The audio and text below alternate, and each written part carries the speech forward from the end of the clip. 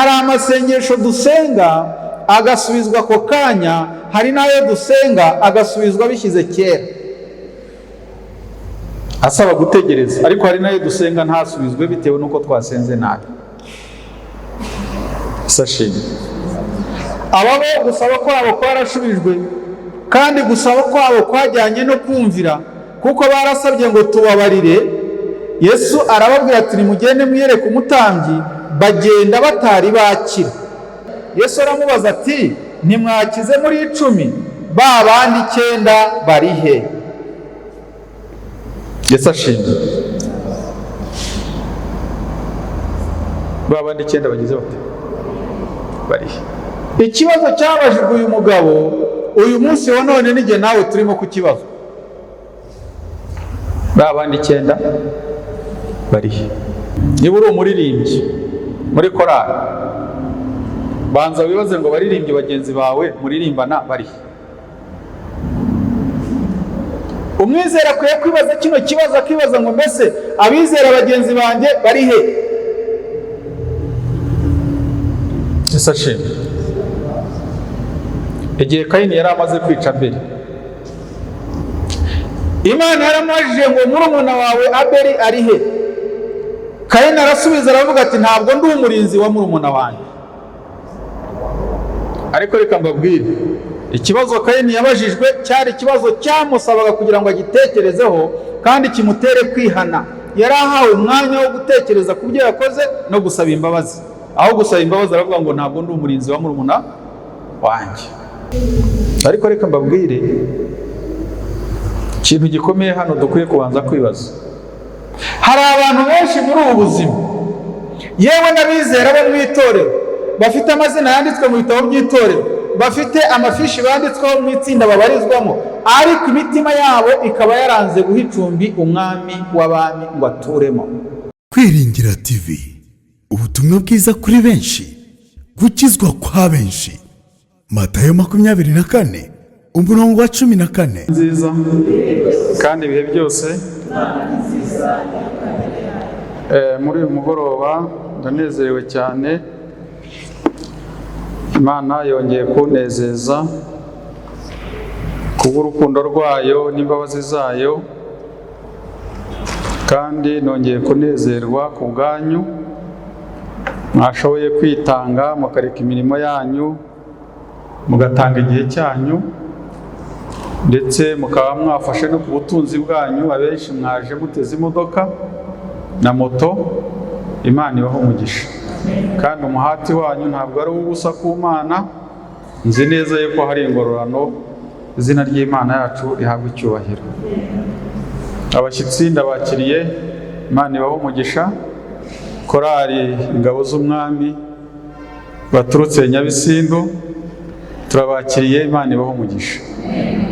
Nakiriye abizera b'iri torero bari hano n'abayobozi, ndetse mu buryo bw'umwihariko korali abahirwa ni bande.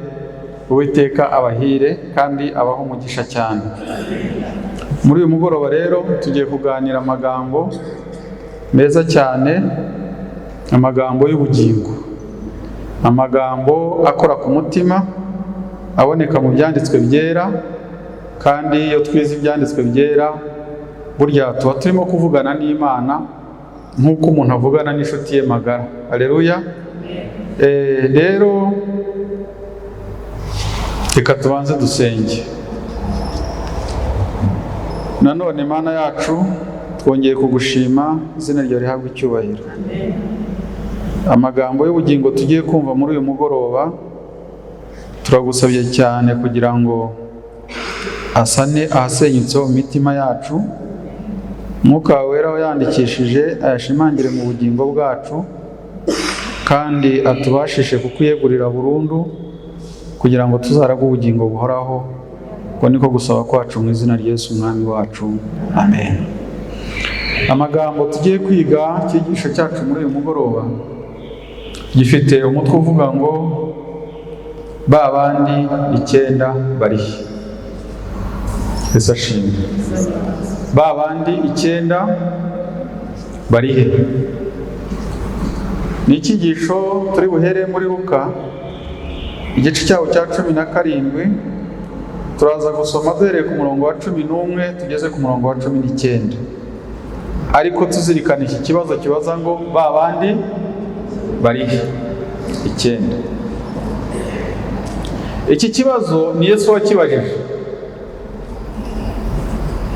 Yakibajije umugabo w'umusamariya wari umaze gukira ibibembe. Haleluya. Ariko igihe uyu musamariya yakiraga ibibembe ntabwo yakize ari wenyine, ahubwo yari ari kumwe n'abandi 9, maze bose bari itsinda ry'abantu 10, bari bahuriye ku kibazo cy'indwara imwe yitwa ibibembe. Umubembe yabaga ari umuntu ubabaje cyane, kuko iyo yafatwaga n'ibibembe akimenyaho ubwo bwandu, yaracibwaga, agacibwa mu muryango, akaba atakongera kwinjira mu rusengero, akaba atajya mu bukwe, akaba atajya mu isoko. Mbese ibyo byabaga bisa naho bibaye bibi cyane. Ariko kugira ngo umubembe akire, hari ingingo imwe Imana yamusigiye yitwa kumva. Aba bagabo nubwo bari barwaye ibibembe, ariko amatwi yabo yarumvaga. Icyakora umubiri wundi wose wari warahumanye, nta hazima bafite, ariko ugutwi gushobora kugira gute? Kumva. Baza kumenya amakuru yuko hari umugabo witwa Yesu w'umuhanuzi ukiza indwara, akababarira ibyaha, akazura n'abapfuye. Haleluya. Ku bw'ayo makuru meza bamenye, bagira kwizera yuko baramutse bahuye n'uwo mugabo, icya mbere yababarira ibyaha bakoze, icya kabiri akabakiza n'indwara y'ibibembe. Yesu ashimwe. Ubundi icyo ni nacyo gikwiye kutuzana ahitiriwe izina ry'Imana, tuje muri gahunda yo gusenga cyangwa se y'amateraniro. Tuba tuje twikoreye ibyaha mu mitima yacu, ariko dufite n'ibindi bibazo by'ibigaragara, kandi ibyo byose dukwiye kugira kwizera yuko iyo duhuye na Yesu abidukiza. Haleluya. Luka igice cya 17 umurongo wa 11, umutwe w'amagambo uravuga ngo Yesu akiza ababembe 10. Nuko bari mu nzira bajya i Yerusalemu, anyura hagati y'i Samariya n'i Galilaya. Akigera mu kirorero asanganirwa n'ababembe 10. Bahagarara kure barataka cyane bati, mutware Yesu tubabarire. Ubundi iryo niryo sengesho basenze bwa mbere rikomeye kuruta andi masengesho yose umuntu ashobora gusenga. Bamenye yuko Yesu ari bunyura aho hantu hagati y'i Samariya n'i Galilaya. Bamenye ko Yesu afite urugendo agiye i Yerusalemu, kuko batari bemerewe nabo kuba bamwegera, ariko bamwegereye bakoresheje ijwi ryabo. Haleluya. Jye nawe muri uyu mugoroba dufite amahirwe atangaje yuko dushobora gukoresha ijwi ryacu tugataka, aho Imana yicaye ku ntebe y'ubuntu ikumva gutaka kwacu. Haleluya. Yesu wumvise ababembe bataka, bamutabaza bamubwira bati tubabarire, uyu munsi wa none n'ubundi ategeye ugutwi umunyabyaha wese utaka avuga ati mwami mbabarira. Haleluya. Yesu ababonye arababwira ati nimugende mwiyereke umutambyi. Nuko bakigenda barakira. Haleluya. Mbega isengesho ryashubijwe ako kanya. Hari amasengesho dusenga agasubizwa ako kanya, hari n'ayo dusenga agasubizwa bishyize kera, asaba gutegereza, ariko hari n'ayo dusenga ntasubizwe bitewe n'uko twasenze nabi. Sashimi. Ababo gusaba kwabo kwarashubijwe, kandi gusaba kwabo kwajyanye no kumvira, kuko barasabye ngo tubabarire, Yesu arababwira ati nimugende mwiyereke umutambyi. Bagenda batari bakira, ariko ngo bakigenda, Yesu ashimwe, bahera ko bagira bati barakira. Bamaze gukira, umwe muri bo abonye akize agaruka ahimbaza Imana n'ijwi rirenga, atabanje kujya kwiyereka umutambyi. Mu gukira kwe yamenye neza yuko umukijije ari we mutambyi mukuru uruta abatambyi bose. Aravuga ati kubw'ibyo rero jyewe ngiye kugenda mwiyereke kandi nanamushimire. Kuko abatambyi bandi mu gihe cyabo uyu mubembe ntacyo bari baramumariye. Abatambyi bari Abayuda, uyu yari Umusamariya. Mu busanzwe Abayuda n'Abasamariya ntibumvikanaga, nta naho bahuriraga, no gusangira ntibasangiraga. Ni inkanswe uyu wari umubembe yahuriraga he n'Abayuda se? Ariko yamenye ko hari Umuyuda uruta Abayuda bandi bose kandi udafite urwango mu mutima we, ahubwo amenya ko ngo ari ugomba kumukiza ikibazo yari afite. Aza rero aje kumuhimbaza n'ijwi rirenga, yikubita imbere y'ibirenge bya Yesu aramushima, kandi uwo yari Umusamariya. Yesu aramubaza ati ntimwakize muri 10? Ba bandi 9 bari he? Yesu ashimwe. Ba bandi 9 bagize bate? Bari he? Ikibazo cyabajijwe uyu mugabo uyu munsi wa none nige nawe turimo kukibazo. Ba bandi 9 bari he? Niba uri umukuru w'itorero ukaba wicaye hano, banza wibaza iki kibazo kikubaza ngo abakuru b'itorero bagenzi bawe bari he? Haleluya. Niba uri umudiyakoni cyangwa umudiyakoni kazi ukaba wicaye hano, umva iki kibazo kirakubazwa, kibaza ngo abadiyakoni bagenzi bawe bari he? Niba uri umuririmbyi muri korali, banza wibaze ngo baririmbyi bagenzi bawe muririmbana bari he? Umwizera akwiye kwibaza kino kibazo, akibaza ngo mbese abizera bagenzi banjye bari he? Yesu ashimwe. Igihe Kayini yari amaze kwica Abeli, Imana yaramubajije ngo murumuna wawe Abeli ari he? Kayini arasubiza aravuga ati ntabwo ndi umurinzi wa murumuna wanjye. Ariko reka mbabwire, ikibazo Kayini yabajijwe cyari ikibazo cyamusabaga kugira ngo agitekerezeho kandi kimutere kwihana. Yari ahawe umwanya wo gutekereza ku byo yakoze no gusaba imbabazi. Aho gusaba imbabazi aravuga ngo ntabwo ndi umurinzi wa murumuna wanjye. Bishatse kuvuga rero ngo umuntu wese ni umurinzi wa mugenzi we. Yarabajijwe ngo ba bandi 9 bari he? Ba bandi 9 bari? Uyu Musamariya wabajijwe kino kibazo tumwigiraho impuhwe zikomeye z'Umwami Yesu. Buriya Yesu yari umunyambabazi cyane. Haleluya. Yari umunyambabazi, kuko imbabazi ze tuzibonera mu byanditswe byera no mu bikorwa yakoze. Nubwo ba bandi 9 bari he, nta bandi bagarutse guhimbaza Imana keretse uyu munyamahanga, kandi aramubwira ati byuka wigendere, kwizera kwawe kugize gute? Kuragukijije. Kwizera kwawe kugize gute?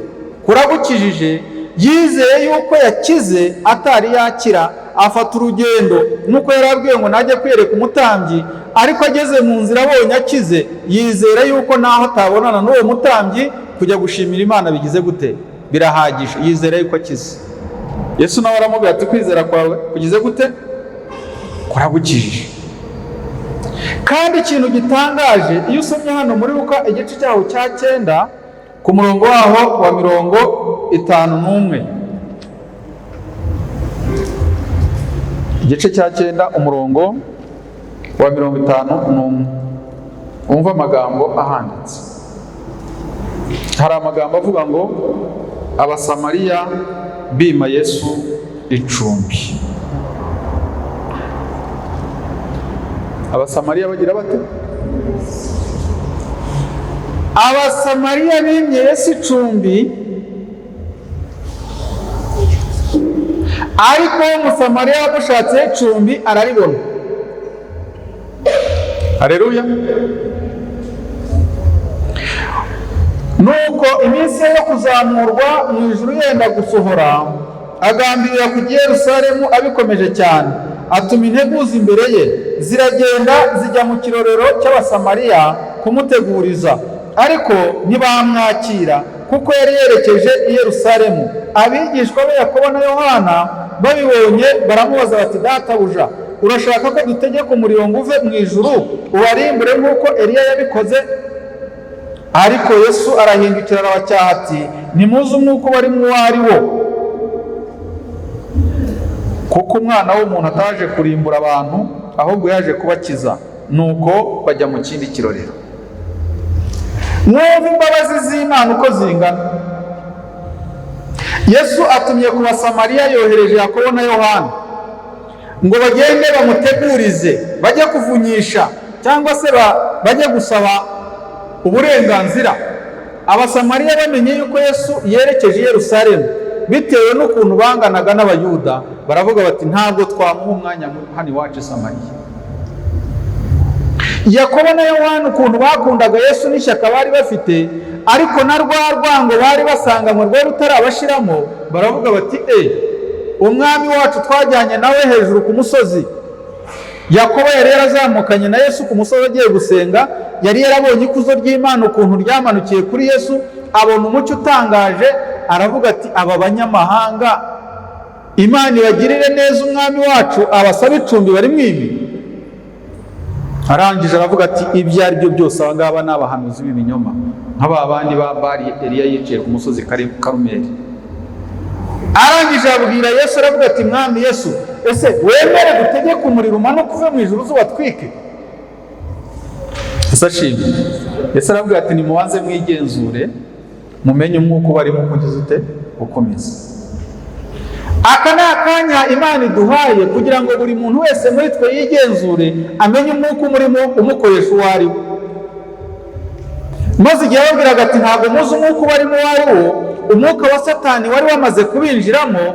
Satani yari arwanya intambara, yahinduye imirwanire, yaciye mu bigishwa ba Yesu. Iyo iki cyifuzo cya Yakobo na Yohana gisubizwa, Abasamariya bakarimbuka, Satani yajyaga kuba atsinze. Ariko Umwana w'Imana yari maso. Haleluya. Arababwira ati, ntabwo muramenya umwuka ubarimo uwo ari wo, mubanze mwigenzure.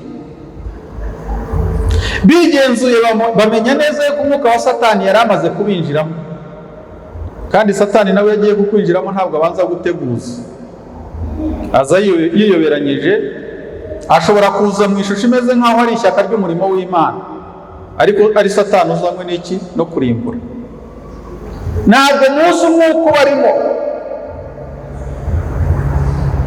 Ntabwo Umwana w'Imana yazanywe mu isi no kurimbura abanyabyaha, ahubwo yaje kubakiza kugira ngo bababarirwe ibyaha byabo. Abo twari kumwe mu gitondo twize icyigisho cyerekeranye na Mariya umugore wafashwe asambana. Twabonye uburyo bamushoreye bakamuzana, bakabaza Yesu ikibazo bati, uyu mugore yafashwe asambana, kandi mu mategeko Mose yaratubwiye ngo uzafatwa asambana ari umusambanyi n'umusambanyikazi bazicwa. Bagaragaje ishyaka mu murimo w'Imana, ariko ishyaka ryabo ntabwo ryari mu ubwenge, kuko n'itegeko bari bishingikirijeho bari baryishe. Bazanye Mariya wenyine, batazanye umugabo basambanye nawe. Mariya nawe ageze ku birenge by'Umukiza, ategereje ko ari bupfe, ahubwo yumva ikibazo kimubajije ngo ba bandi bakuregaga bari hehe? Aravuga ati, ntabwo mbizi. Ariko aravuga ngo, databuja, databuja. Igihe Mariya yaravuze ngo databuja, ibyaha bye byose yari abyeguriye Yesu kugira ngo Yesu abimwikorere. Yesu abambwe i Karuvari, ibyaha bya Mariya byari birimo. Mariya nawe yegurira Yesu burundu, ngo yapfukamye ku birenge by'Umukiza, yatura ibyaha bye, arira kandi abogoza. Aho yahavanye umunezero. Haleluya. None abagabo nabo barakize, ariko ugarutse gushima ni umwe. Abandi 9 bari bari hehe? Nta mutima wo gushima bari bafite. Ariko reka mbabwire ikintu gikomeye hano dukwiye kubanza kwibaza. Hari abantu benshi muri ubu buzima, yewe n'abizera bo mu itorero, bafite amazina yanditswe mu bitabo by'itorero, bafite amafishi banditsweho mu itsinda babarizwamo, ariko imitima yabo ikaba yaranze guha icumbi umwami w'abami ngo aturemo. Abo baracyafite ibibembe by'icyaha. Ariko uyu munsi wa none Yesu araturarika ngo tumwemerere kugira ngo adukize.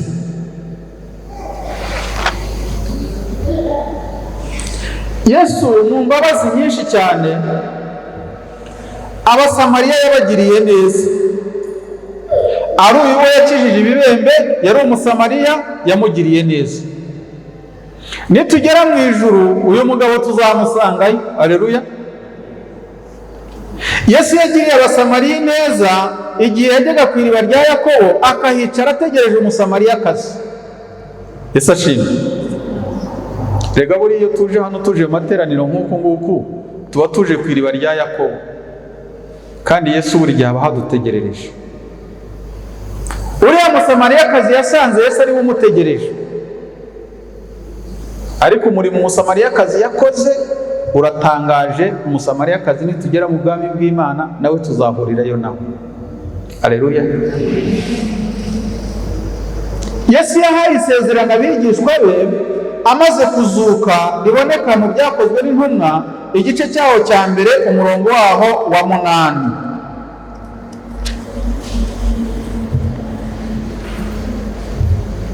Igice cya mbere, hano mu gice cya mbere umurongo waho wa 8 hatwereka neza ko Yesu Abasamariya yarabafashe abagira bamwe mu baragwa b'ubwami bw'Imana. Uvuko yavuze, yabwiye abigishwa arababwira ati, icyakora muzahabwa imbaraga umwuka wera nabamanukira, kandi muzabagaho wo kumpamya i Yerusalemu n'i Yudaya yose n'i Samariya no kugeza ku mpera y'isi. Haleluya.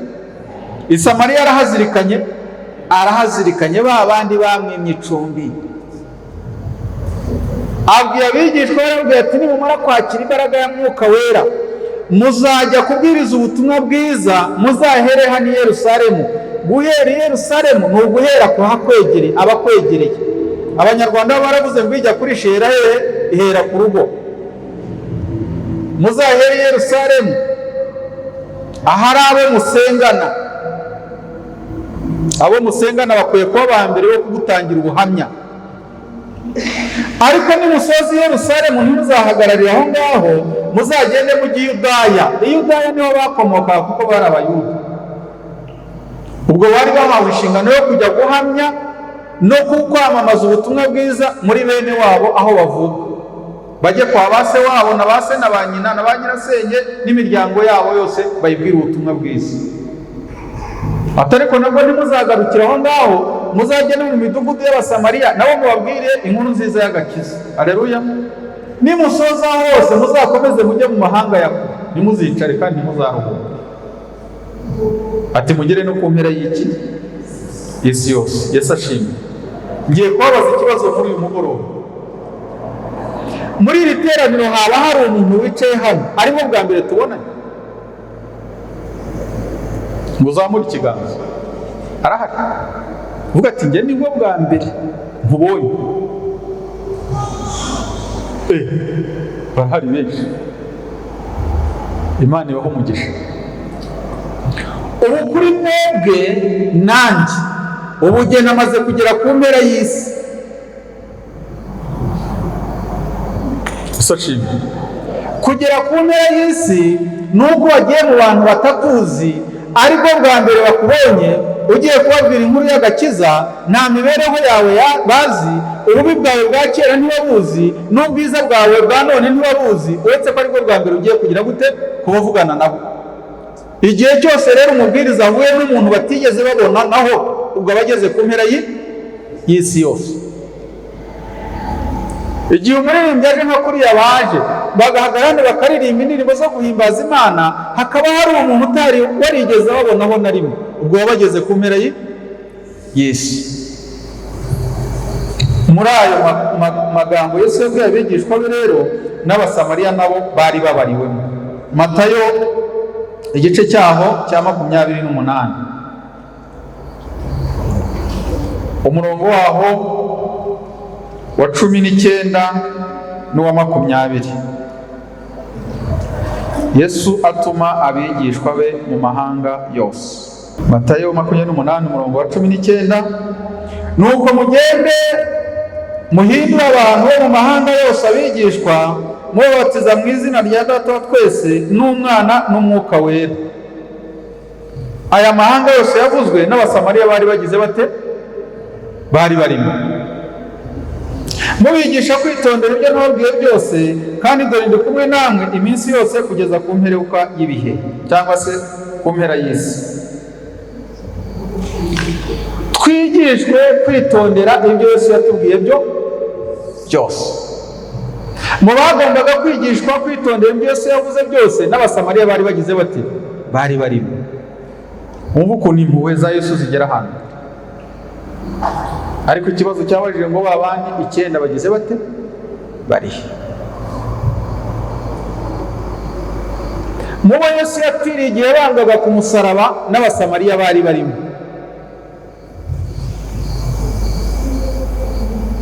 Mu gitabo cyitwa Ibyakozwe n'Intumwa igice cya 2, kiriya cyanditswe na Ellen White, niho bagaragaje ngo Yesu yajyaga arara mu mazu y'Abasamariya, ngo agasangira nabo, ngo kandi akigishiriza mu mayira y'iwabo. Haleluya, Yesu ashimwe. Ngo kandi igihe cyose abantu bahamagaye kuza mu materaniro, ngo buriya baba baje muri ya mayira avugwa kugira ngo Yesu ahigishirize. Yagiye kwigishirizayo rero, ahura n'ababembe. N'uyu munsi wa none aracyagendagenda mu nsengero zose, ashaka kugira ngo ahure n'ababembe bakize kandi abababarira ibyaha. Yesu ashimwe. Ariko umubembe wituramiye, udashaka kugeraho Yesu ari, gukira kwe bizagira gute? Bizagorana. Imana rero idufashe kugira ngo twumve umuhamagaro wacu. Iyo tuje mu materaniro tuba tuje gushima, dushimira Imana ibyo yagize gute? Ibyo yadukoreye. Iyo dufashe ku butunzi bwacu tugashyira mu murimo w'Imana w'ibwirizabutumwa, tugatanga 10 ngo gikore umurimo w'Imana, burya tuba turimo gushima. Haleluya. Iyo dutinda twiga ibyanditswe byera, iyo dutinda turimo gusenga dusaba Imana kugira ngo twuzuze imbaraga ya Mwuka wera, tugirirwe ubuntu, tuba turimo gushima. Imana itubashishe kugira ngo twige gushima. Imana itubashishe kugira ngo turenge imbibi zose. Ikintu cyose cyadutandukanya n'imbaraga y'Imana tugitambuke, tukirenge. Haleluya. Uko niko gusenga kwanjye muri uyu mugoroba, mbasabira kandi nanjye nisabira mu izina rya Yesu. Kwiringira TV, ubutumwa bwiza kuri benshi, gukizwa kwa benshi. Matayo 24 umurongo wa 14.